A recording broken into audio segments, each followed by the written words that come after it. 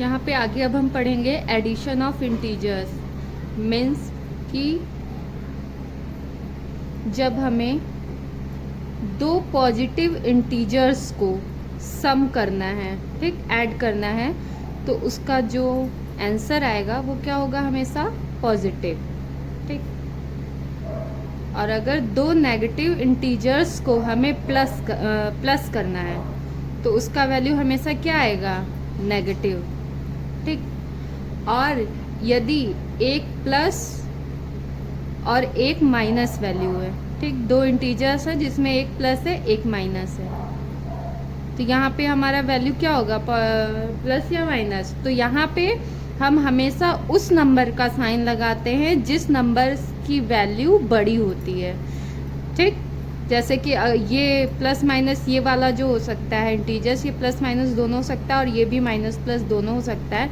तो यहाँ पे हमारा जो आंसर है वो भी प्लस माइनस दोनों हो सकता है, इस कंडीशन में कि यहाँ पे प्लस और माइनस है दोनों में।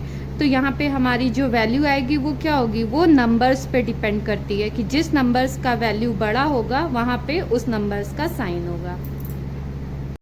अब जैसे आगे मैं एग्जांपल देती हूँ कि हमें करना है 3 + 4, ये क्या हो गया, 3 + 4 कितना हुआ, 7, ठीक। अब इस 3 4 से ही हम लेते हैं, जिस नंबर के आगे कोई साइन न लगा हो उसे हम पॉजिटिव मानते हैं। जैसे कि ये 3 के आगे कोई नंबर नहीं है तो ये पॉजिटिव है, और 4 के आगे भी, ये तो मेरा एडिशन का साइन है ना, इसके आगे कोई साइन नहीं लगा तो ये क्या है, हमारा पॉजिटिव। तो ये 3 + 4 क्या हो गया, 7। अब आते हैं यहीं पे, ये एग्जाम्पल नंबर 1 सेम नंबर के साथ सेकंड एग्जाम्पल। यदि -3 + -4, यानी ये टू इंटीजर्स को, हमें दो नेगेटिव इंटीजर्स को यदि हमें ऐड करना है तो अब यहाँ पे क्या आएगा, इसको हम आगे ऐसे भी ले सकते हैं, -3 -4, ये हमारा क्या होगा, ऐड करना है तो ये ऐड ही होगा 7, मगर साइन किसका रहेगा, नेगेटिव, माइनस, ठीक। अब एग्जाम्पल 3, अब जैसे यहाँ पे +3 हमें प्लस करना है, बट यहाँ पे क्या है, -4, ठीक। अब क्या आएगा, तो +3 ये माइनस हो जाएगा 4, ठीक।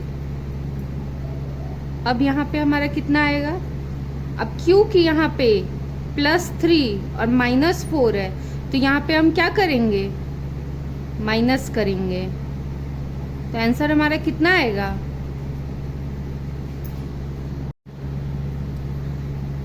यहाँ पे हमारा क्या था, +3 -4, ये हमारा क्या होगा, क्योंकि ये अलग अलग साइन है, मीन्स दोनों पॉजिटिव, ना ही दोनों पॉजिटिव है ना ही दोनों नेगेटिव है, तो जब हमारा एक प्लस और एक माइनस होता है तो हमारा क्या हो जाता है, माइनस।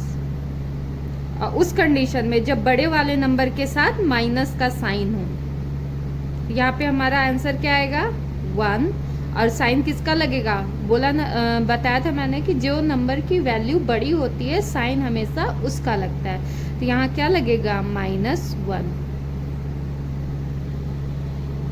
अब ऐसे ही एक और बता देती हूँ मैं, एक सेकंड।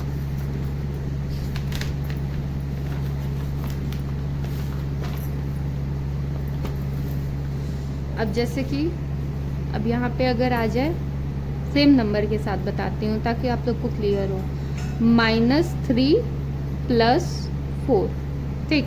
अब यहाँ पे क्या हो जाएगा, यहाँ पे भी सब्ट्रैक्ट ही होगा,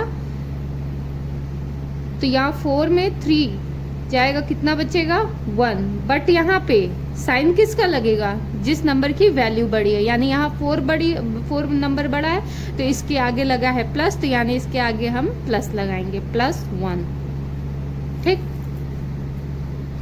आई थिंक आप लोगों को समझ में आया होगा। अब जैसे कि हम आगे पढ़ेंगे सब्ट्रैक्शन ऑफ इंटीजर्स। यहाँ पे दो नंबर दिए हुए हैं 3 और 4।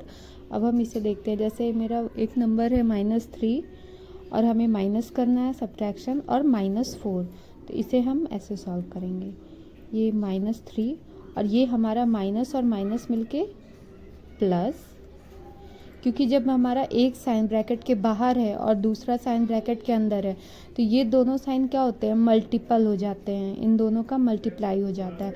तो जब इसके आगे इसके बारे में अभी हम आगे पढ़ेंगे। तो ये हमारा माइनस माइनस मिलके प्लस हो गया 4। अब ये क्योंकि यहाँ पे -3 है तो इसे हम सॉल्व करेंगे तो कितना आएगा 1। यहाँ पे माइनस नहीं लगेगा, क्यों, क्योंकि यहाँ पे हमारा बड़ा वैल्यू क्या है 4, तो इसके आगे क्या लगा है प्लस, तो इसलिए यहाँ पे हमारा माइनस नहीं लगेगा। इसी को हम इस तरीके से अगर समझे तो यहाँ पे अगर हमारा एक नंबर है 3, हमें माइनस करना है -4 से, ठीक। तो अब हम इसे कैसे सॉल्व करेंगे, 3, ये माइनस माइनस क्या हो गया 4, ठीक, और ये हमारा कितना हो जाएगा 7। इसके बाद इसे हम लिख सकते हैं -3 माइनस ब्रैकेट में 4, यानी ये हमारा 4 क्या है प्लस है। तो इसको हम कैसे सॉल्व करेंगे, इसको हम सॉल्व करेंगे -3 और ये हमारा -4 हो गया, तो माइनस माइनस क्या हो जाएगा प्लस, तो इसे हम कितना लिखेंगे 4 + 3 क्या हो जाएगा 7। बट हमारा साइन किसका रहेगा, साइन हमारा माइनस का रहेगा, क्यों, क्योंकि 4 जो वैल्यू है वो बड़ी है, इसके आगे माइनस लगा है, इसलिए हम इसको यहाँ पे -7 लिखेंगे, ठीक। और इसे हम ऐसे भी, आई होप मैं आप लोगों को अच्छे से समझा पाई हूँ। यहाँ मैंने सेम नंबर इसलिए लिया है ताकि मैं आपको एक ही नंबर से अलग अलग तरीके से एग्जाम्पल के तौर पे समझा सकूँ।